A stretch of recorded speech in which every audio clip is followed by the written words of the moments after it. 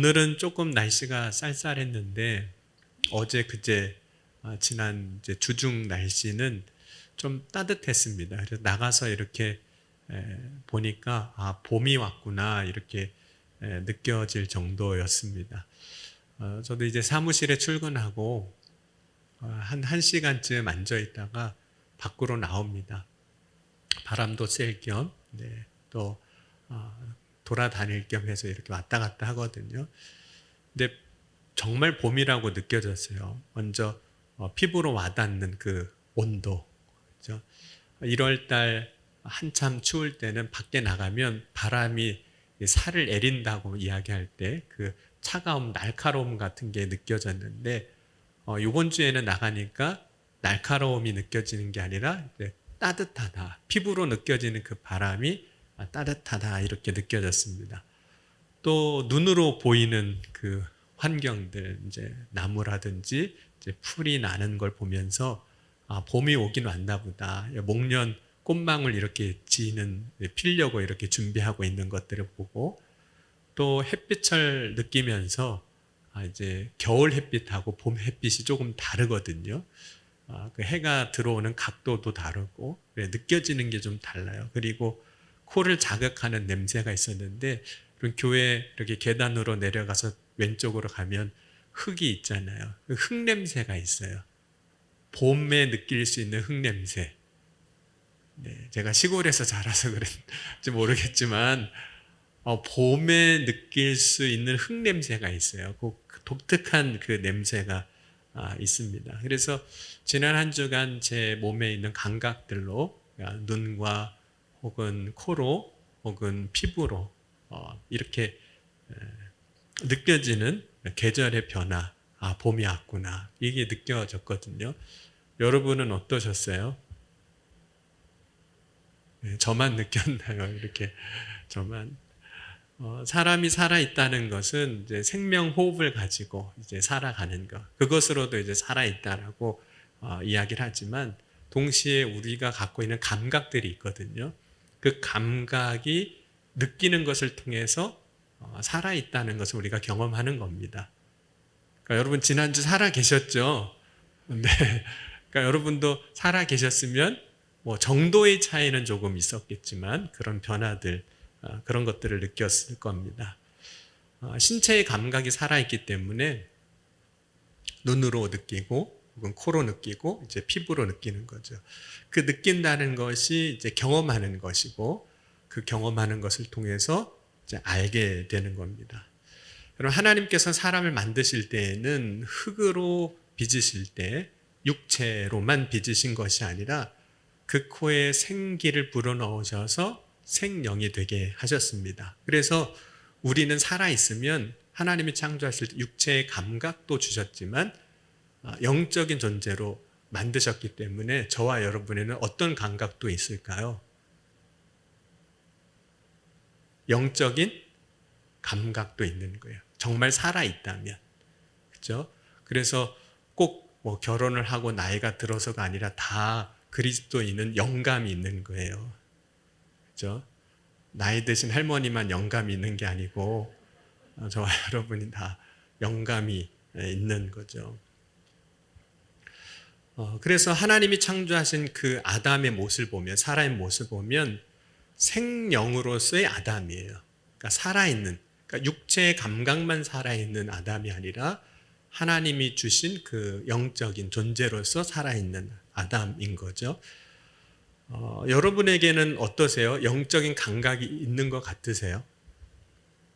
우리가 이제 피부 감각, 코의 감각, 눈의 감각이 있어서 봄을 느낀 것처럼 교회에 오니까, 그렇죠? 성경을 보니까, 기도를 하니까 정말 하나님이 나에게 느끼게 하시고 그리고 경험하게 하시고 그래서 알게 하시는 그런 영적인 감각이 있으세요. 여러분, 영적인 감각이 있다. 그래서 그것을 경험한다, 느낀다, 안다라는 것을 또 이렇게도 표현하기도 해요. 깨어있다. 깨어있다. 그래서 데살로니가전서 5장 1절 이후에 보면, 형제들아 때와 시기에 관하여는 너희에게 쓸 것이 없음은 주의 날이 밤이 밤에 도둑같이 이룰 줄을 너희 자신이 자세히 알기 때문이라. 그들이 평안하다 안전하다 할 그때에 임신한 여자에게 해산의 고통이 이름과 같이 멸망이 갑자기 그들에게 이르리니 결코 피하지 못하리라. 형제들아 너희는 어둠에 있지 아니하며 그날에 도둑같이 너희에게 임하지 못하리니 너희는 다 빛의 아들이요 낮의 아들이라. 우리가 밤이나 어둠에 속하지 아니하나니 그러므로 우리는 다른 이들과 같이 자지 말고 오직 깨어 정신을 차릴지라 이렇게 말씀합니다. 깨어 정신을 차리라 그랬거든요. 그러니까 영적으로 살아있는 사람은 늘 깨어 정신 바짝 차리고 있는 사람이거든요. 어떠세요 여러분? 정신 나세요? 네, 바짝 나세요. 이럴 때가 아니지. 정말 기도할 때지. 이럴 때가 아니지. 정말 내가 믿음으로 말씀으로 살 때지. 정신이 바짝 나시나요? 여러분 깨어있는 것을 정신 차린 상태 이렇게 이제 말씀합니다. 정신 차렸다는 것은 이런 의미도 있어요. 영적으로 깨어있기 때문에 영적으로 분별할 수 있다. 그렇죠? 정신 차린 상태예요. 영적으로 분별한다는 것은 어떤 의미일까요? 우리는 항상 사실 무엇인가를 분별하면서 살아가고는 있습니다. 예를 들자면 어떤 게 좋은 건지 어떤 게 나쁜 건지를 이렇게 늘 분별하잖아요. 판단하잖아요. 이것이 나한테 좋은 건지 나쁜 건지 유익한 건지 해로운 건지 이렇게 늘 판단하지 않습니까? 그래서 음식을 먹으면서도 이거는 먹어야겠구나. 이거는 먹지 말아야겠구나 하고 판단합니다. 물론 이제 그런 경우도 있어요. 해로운 걸 알면서도 먹어요. 그죠? 나쁜 걸 알면서도 하는 경우가 없는 건 아니에요. 그러나 우리는 늘 이제 분별을 하는 거죠. 여러분 영적으로 분별한다는 것도 마찬가지입니다. 단순히 그냥 판단하는 것, 좋고 나쁘고 옳고 그름을 판단하는 것을 넘어서 분별하는 것은 동시에 판단한 것을 행하는 힘을 갖고 있는 거예요. 판단은 좋은 걸로 판단했어요. 그런데 그걸 안 해요. 판단은 이거는 해로운 거야, 나쁜 거야 라고 했는데 그거를 해요. 그러면 여러분 그 사람은 영적인 분별력이 있는 걸까요? 없는 걸까요? 판단은 해요. 이거는 나쁜 거야. 그런데 하고 있어요. 이거는 나쁜 거야. 그런데 먹고 있어요. 그러면 영적인 분별력이 진짜 있는 걸까요? 없는 거죠. 그러니까 이 분별력이라는 것은 단순히 우리가 판단하는 것을 넘어서 그것을 판단한 대로 혹은 알 대로 깨달은 대로 하느냐 못하느냐까지도 포함한 것이 영적인 능력 혹은 힘이 되는 겁니다. 여러분 오늘 이 저녁에는 저와 여러분의 말씀을 통해서 그냥 생각하는 것으로 그냥 판단하는 것으로 끝나는 것이 아니라 그 판단하고 생각한 것을 혹은 깨달아 알게 된 것을 행할 수 있는 힘을 갖는 저와 여러분이 될 수 있기를 주의 이름으로 간절히 축원합니다. 그런 힘을 갖고 있는 사람이 진짜 분별력을 갖고 있는 사람이 되는 거죠. 여러분 우리가 하나님께서 창조하실 때 영적인 존재를 이미 만드셨기 때문에 그 하나님의 형상대로 살아가기를 원하세요. 근데 막상 그렇게 못할 때가 많기에 우리가 그러한 존재로 살아갈 수 있도록 하나님은 도우십니다. 어떻게 도우시냐면 먼저 우리에게 성령을 주셨어요. 성령은 지혜의 영입니다. 진리의 영이기도 하죠. 그래서 성령은 우리에게 모든 것을 가르치시고 주님이 우리에게 말씀하신 것들을 기억나게도 하시고 생각나게도 하십니다. 그런데 하나님이 약속하신 성령을 우리에게 주신 것은 선물로 주신 거거든요. 그러니까 우리의 능력은 아니에요. 선물로 주셨기 때문에 믿는 자들에게 값없이 주신 은혜입니다. 그래서 믿는 자들이 성령을 통해서 깨닫게 되고 또 하나님을 깊이 체험하고 이제 알기도 하는 거죠.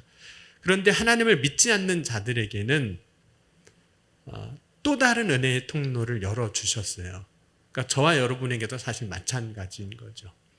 어떤 은혜의 통로를 열어주셨냐면 그것을 이제 보편적인 은혜라고도 이야기를 하는데 그 은혜를 바울이 오늘 이렇게 이야기를 합니다. 오늘 18절에서 20절 말씀 보면 하나님의 진노가 불의로 진리를 막는 사람들의 모든 경건하지 않음과 불의에 대하여 하늘로부터 나타나나니 이는 하나님을 알만한 것이 그들 속에 보임이라. 하나님께서 이를 그들에게 보이셨느니라. 하나님을 알만한 것을 그들 속에 보이신다는 거예요. 그러니까 하나님은 모든 사람에게 하나님을 알만하게 하셨다는 거예요. 심지어 어떤 영적인 그런 것이 아니라 할지라도 경건하지 않고 불의한 사람들까지도 다 하나님을 알만하게 하셨다는 거예요. 그래서 하나님의 계심과 하나님의 역사를 믿지 않는 자들도 사실 부인하지 못하게 하셨어요. 그렇다면 어떻게 하나님을 알만하게 하셨을까요?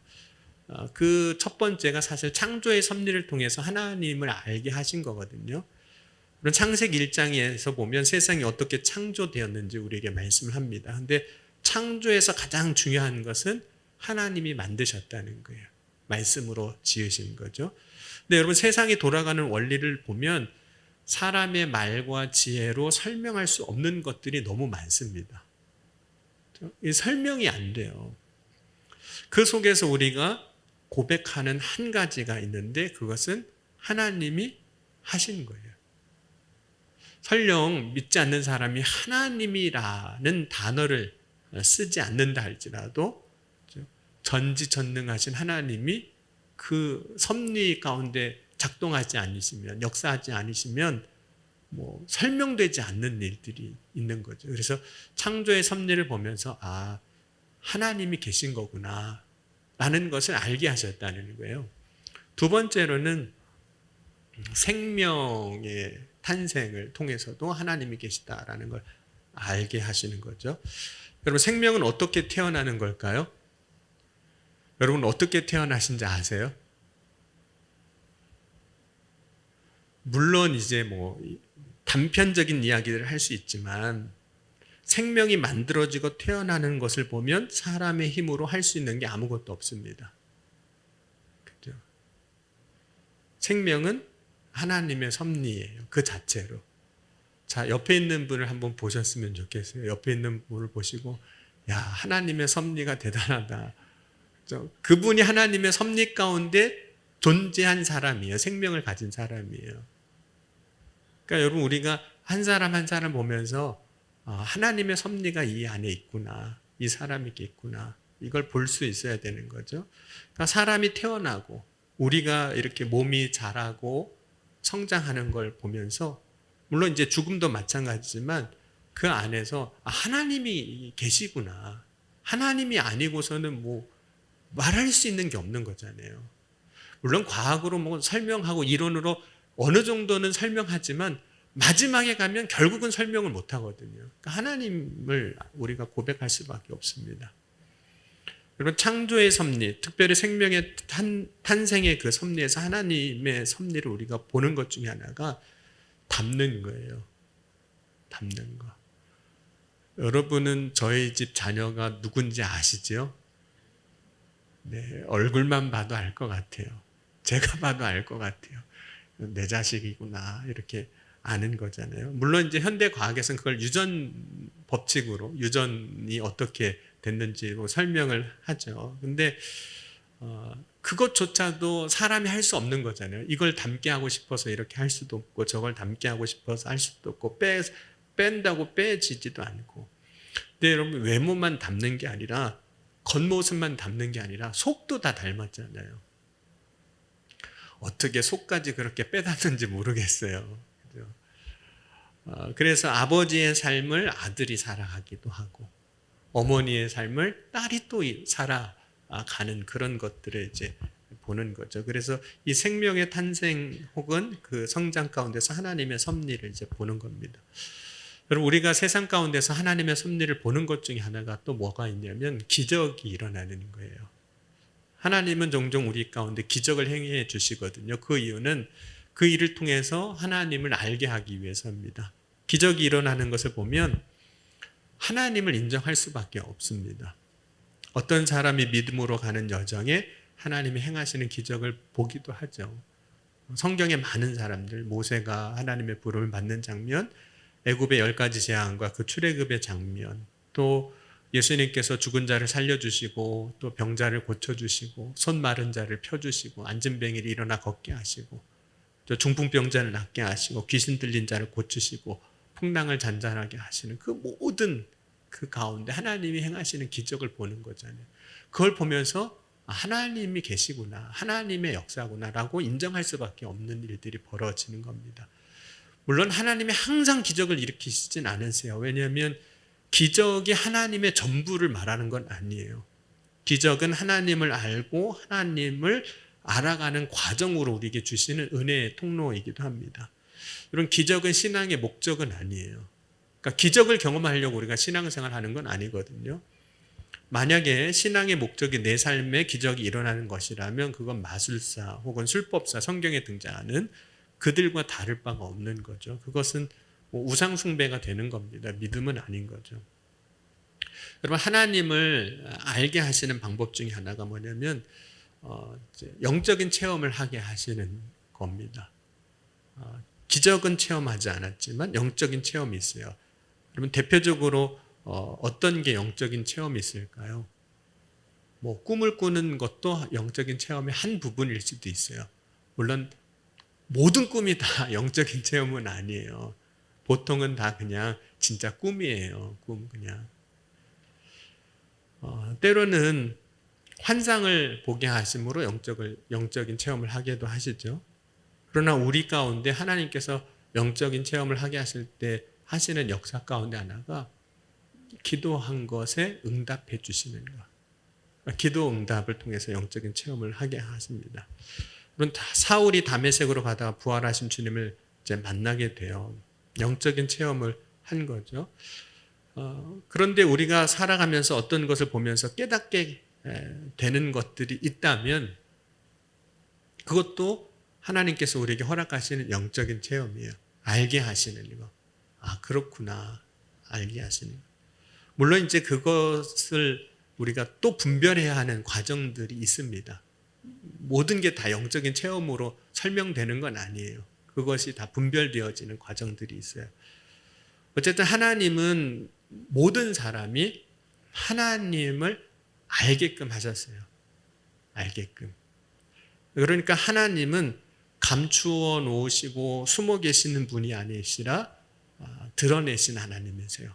그것을 이제 하나님은 계시의 하나님이시다 이렇게 이야기하는 겁니다. 드러내신 하나님이세요.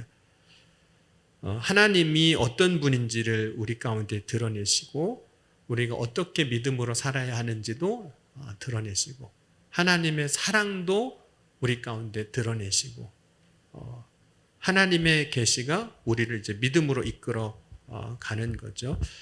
모세가 호렙산에서 떨기나무가 붙은 그 나무를 봤을 때 그것을 본 것으로 인해서 가잖아요. 거기로 가잖아요. 하나님이 계신 곳으로 가게 되는 거예요. 그래서 하나님 앞으로 나올 수 있도록 하셨던 거거든요. 그래서 출애굽기 3장 3절에 보면 이에 모세가 이르되 내가 돌이켜 가서 이 큰 광경을 보리라 이렇게 이야기합니다. 그래서 가서 이제 하나님을 진짜 알게 되는 거죠. 그래서 하나님은 늘 우리에게 감추시는 하나님이 아니시라 우리에게 드러내시는 하나님이세요. 그래서 하나님을 알게 하시는 거죠. 하나님은 다양한 방법으로 우리에게 하나님을 알게 하시는데 하나님이 우리에게 계시가 됐을 때, 그러니까 우리로 하여금 하나님을 알게 하셨을 때 문제가 하나 있어요. 하나님을 알게 될 때, 혹은 하나님이 우리로 하여금 계시하실 때 그것에 대해서 하나님을 알게 되는 것에 대해서 부정하고 싶은 마음이 생긴다는 겁니다.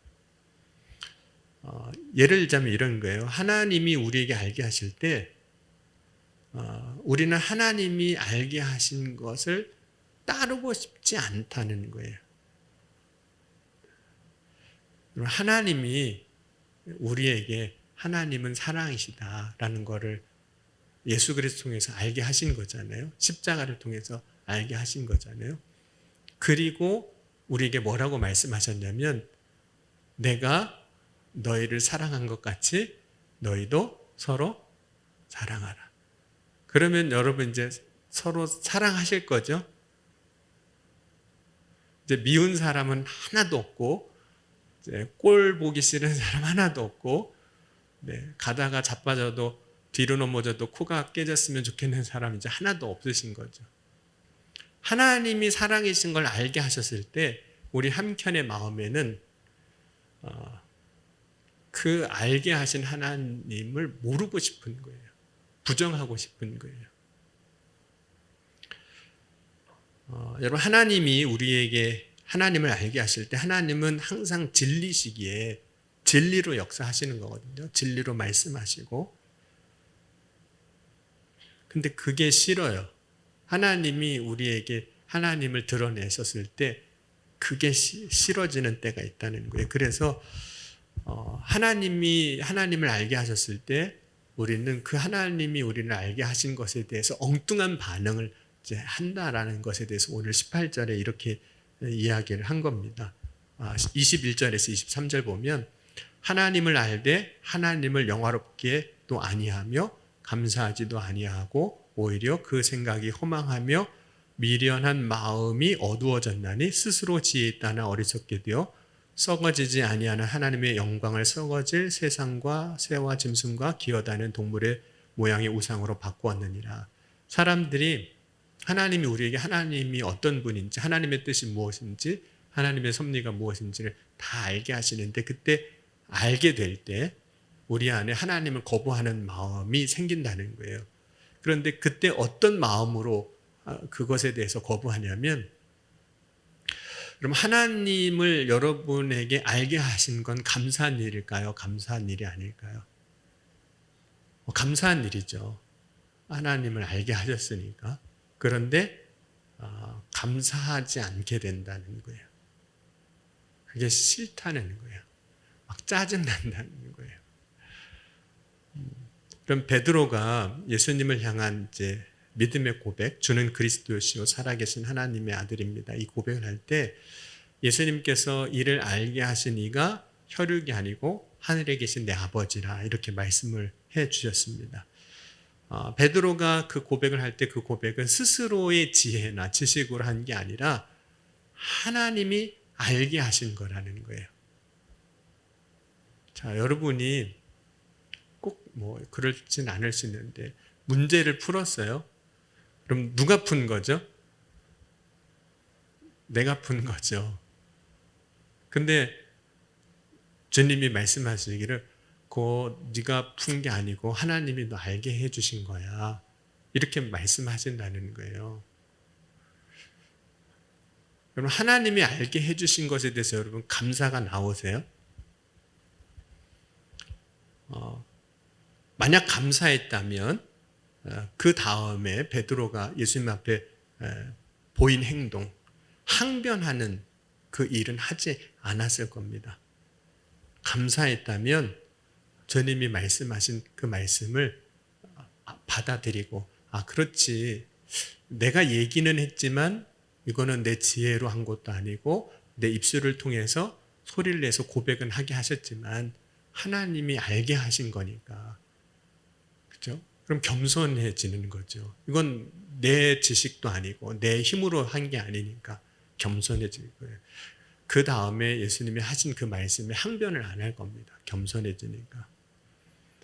여러분, 하나님을 거부하는 마음이 이제 하나님이 알게 하실 때 우리 가운데 그런 마음이 생긴다고 그랬는데, 하나님을 이제 거부할 때 어떤 일들을 우리가 하게 되냐면 허망한 일을 생각하고 허망한 일을 하게 된다는 거예요. 그 얘기는 이런 겁니다. 아무렇게나 산다는 거예요. 그러니까 아무렇게나 사는 것은 어떻게 사는 것이 아무렇게나 사는 거냐면 법을 벗어나서 사는 삶이 아무렇게 사는 거예요. 예를 들면 이런 겁니다. 가인에게 하나님이 말씀하실 때, 그 제사를 드린 다음에 말씀하실 때 내 속에 죄가 있구나, 죄를 다스리라 이렇게 말씀하셨거든요. 그때 가인이 어떻게 했을까요? 하나님의 말씀이 법인 거잖아요. 말씀의 법을 주셨는데 그걸 벗어나서 자기가 생각한 대로 하는 거예요. 그래서 동생 아벨을 죽이는 거잖아요. 그것이 허망한 일을 생각하고 허망한 일을 하는 거라는 거예요. 하나님이 말씀하시는 거가 있으면 반대로 한다는 거예요. 그러니까 여러분 신앙인 가운데도 청개구리가 있는 거예요. 하나님이 말씀하시는 거에 대해서 꼭 반대로만 하려고 그러는 거예요. 여러분 이삭에게 두 아들이 있습니다. 에서와 야곱이 있어요. 그런데 여러분 그 이삭이 자기 자녀들에게 이런 이야기를 해줍니다. 너희들은 나중에 결혼할 때 이방 여인하고 결혼하면 안 된다 이 얘기를 해줘요. 그 이제 이야기가 아브라함으로부터 이제 이스라엘 백성들이 가나안 정복할 때까지 계속해서 되어지는 얘기입니다. 하나님이 말씀하시는 부분이에요. 이방 여인과 결혼하지 말라 이렇게 얘기를 해요. 그러니까 에서가 어떻게 했을까요? 그러니까 아버지의 말이 그 당시에는 법인 거잖아요. 물론 지금은 그렇지가 않은데 그렇죠? 법인 거잖아요. 그 가정의 법인 거잖아요. 에서가 어떻게 했을까요? 예, 아버지 제가 그러면 그렇게 하겠습니다. 그랬을까요? 아니면 어떻게 하면 저 말을 안 들을 수 있을까? 어떻게 하면 저렇게 안 할 수 있을까 생각을 해서 이방 여인하고 결혼합니다. 그 얘기가 창세기 26장에 나와요. 그래서 리브가하고 이제 이삭이 에서로 인해서 근심했다. 이 장면이 나오는 부분입니다. 근데 그것이 이제 아버지와 아들, 어머니와 아들 이 관계의 문제가 아니라 우리가 하나님과의 관계에서도 꼭 그렇게 한다는 거예요. 하나님을 거부하는 마음이 생길 때 이렇게 생각합니다. 왜 거부할까요? 하나님이 말씀하시는데 하나님이 틀렸어요. 그렇게 생각해요. 그거는 다시 말하면 스스로를 지혜 있다라고 생각하는 거예요. 자신이 하나님이 말씀하신 것들을 거부하면서 그게 지혜로운 삶을 사는 것이라고 스스로는 생각하는 거예요. 근데 그것이 사실 자기 스스로를 속이는 일이거든요. 하나님의 말씀에서 벗어나는 그 삶을 살면서 그것이 지혜롭다라고 말하는 것은 어리석은 거라는 거죠. 그럼 지혜 중에 최고의 지혜는 무엇일까요? 하나님이신 거죠. 하나님이 최고의 지혜예요. 그러니까 최고의 지혜를 벗어난 삶을 살면서 스스로 지혜롭다고 생각하는 것은 논리적으로도 안 맞는 거예요. 그런데 하나님이 말씀하실 때 거부하는 마음이 생기면 자기가 지혜롭다라고 생각한다는 거예요. 그럼 우리도 꼭 그렇게 살 때가 있잖아요. 내가 지혜로운 거예요. 내 판단이 지혜롭고. 스스로를 지혜롭다고 생각하는 사람이 스스로 미련해지는 겁니다. 어리석게 살아가는 거죠.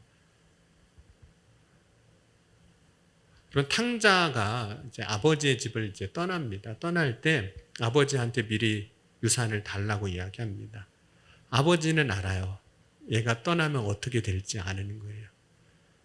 어떻게 살지 아는 거죠. 그런데 이 아들이 아버지를 떠나요. 자기가 가고자 했던 것, 하려고 했던 것이 옳다라고 생각하는 거예요. 그러니까 아버지를 떠나는 거죠. 그런데 가서 살아보니까 그렇지가 않은 거죠. 그래서 탕자는 자신을 돌아보고 깨달아 돌아옵니다. 아버지의 집으로 돌아와요. 그러면 하나님은 오늘 이 시간 우리로 하여금 하나님을 알게 하세요. 만물 가운데 하나님을 알 만한 것들을 주셨어요. 그러니까 여러분 오늘 이 시간 성령을 통해서도 우리에게 말씀하시고 깨닫게 하시지만 우리의 삶의 일상의 여러 부분에서도 알게 하시는 것들이 있어요. 그러면 여러분 우리는 어떻게 해야 될까요?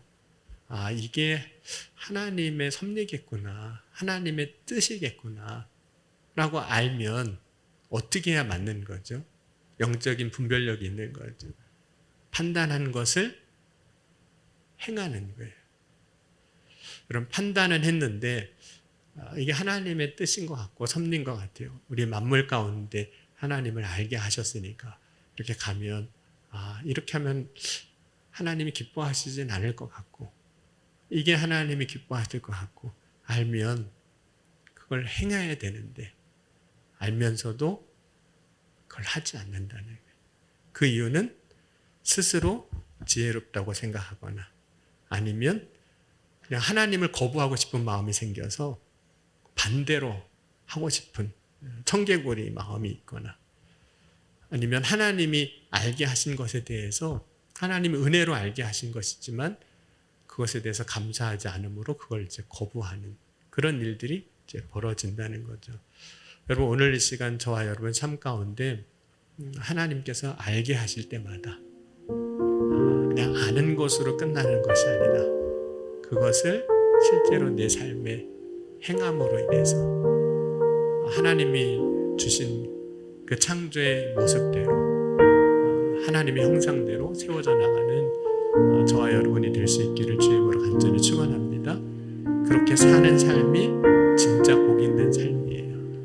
오늘 이 시간 함께 찬양하시겠습니다. 오늘 이 시간 우리 성령이 오셨네